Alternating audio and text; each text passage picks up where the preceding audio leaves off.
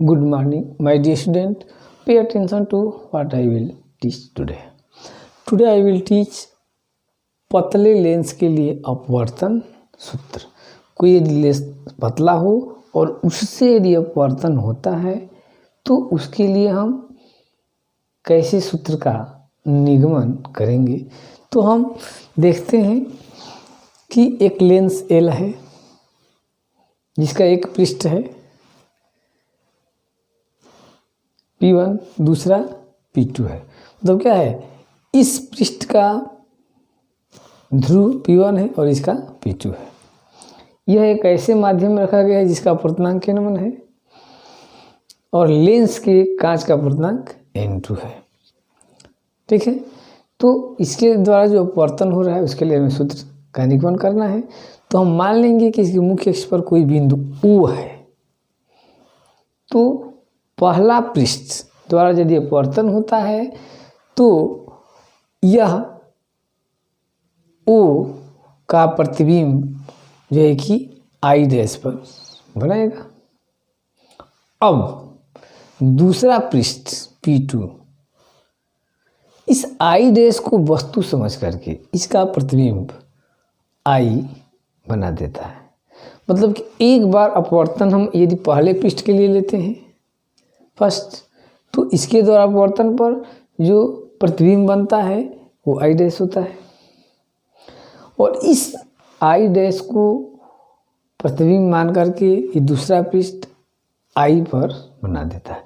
तो पहले पृष्ठ के लिए अपवर्तन का सूत्र हम लगाएंगे। तो प्रथम पृष्ठ के लिए अपवर्तन के लिए क्या हो जाएगा, तो N2, ये लेंस के अपवर्तनांक N2/V1 प्रतिबिंब की दूरी माइनस N1/U, ये वस्तु की दूरी,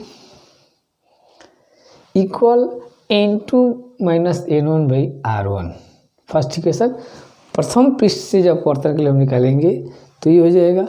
अब कह रहे हैं कि द्वितीय पृष्ठ से अपवर्तन के लिए, तो द्वितीय पृष्ठ जो है कि इस I डैश को आभासी वस्तु मानकर इसका प्रतिबिंब भी बनाता है। तब दूसरे पृष्ठ के लिए N1/V, क्यों कि अब दूसरे ये वस्तु जो है कि इसका जो है कि प्रतिबिंब हो गया, तो N1/V minus N2/V minus T। अब यह वस्तु हो गया। ठीक है, तो वस्तु कौन हो गया भाई, ये, तो इसकी दूरी कितना दूर हो गई, T कम हो जाएगी तो हो जाएगा V minus T equal N1 minus N2/R2। ये हो जाएगा समीकरण नंबर 2। कह रहा है कि पतले लेंस के लिए T का मान V के मान के सापेक्ष क्या है, नगण्य है। तो हम इस इक्वेशन को लिख सकते हैं N1/V माइनस N2/U। अब वस्तु की दूरी हम U मान लेंगे क्योंकि T को क्या कर दिए हैं, नगण्य कर दिए।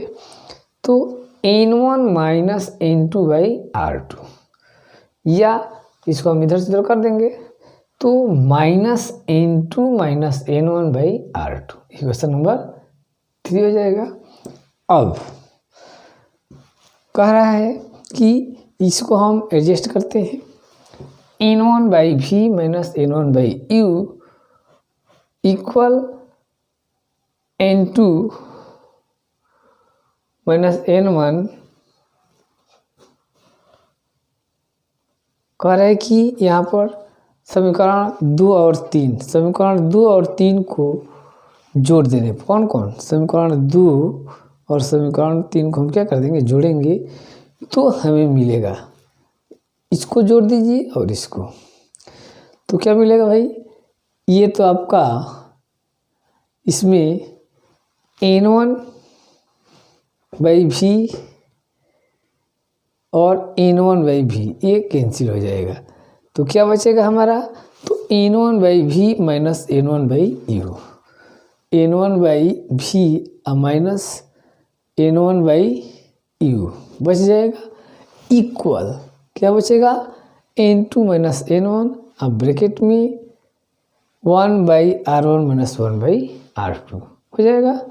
अब देखिए कॉमन यहाँ से N1 ले लेंगे तो 1/V minus 1/U you equal N2 minus N1 bracket में 1/R1 माइनस 1/R2।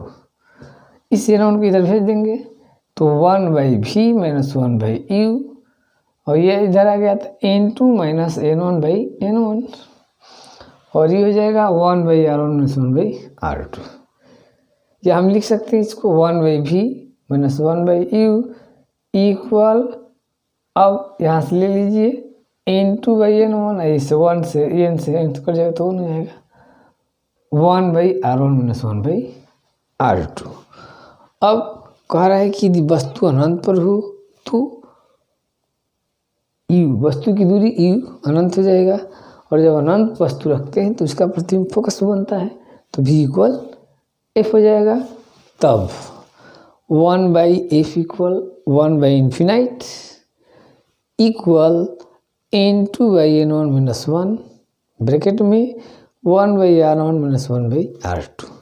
या हम लिख सकते हैं 1/F equal N2 minus N1/1 1/R1 minus 1/R2।